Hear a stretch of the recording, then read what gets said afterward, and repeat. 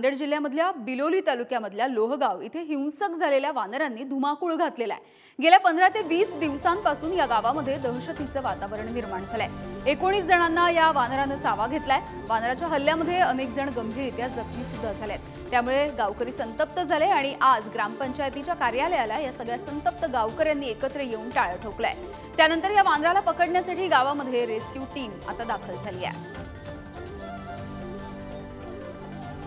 आम्हाला माहिती मिळाली की लोहगाव इथे एका बालकांवर माकडांनी जे लंगूर म्हणतो आपण त्याला त्यांनी हल्ला केलेला आहे आणि जखमी केलं आहे जबर। तर त्याला पकडण्यासाठी म्हणून आज आम्ही इथे आलेलो आहे। त्याच्यात एक आता पिंजरा आणि डार्टिंग हे दोन्ही गोष्टी अप्लाय करणार आहोत। ज्याच्यात सक्सेस मिळेल आपल्याला त्याप्रमाणे आपण त्याला पकडू आणि मग दूर जंगलात सोडून देऊ।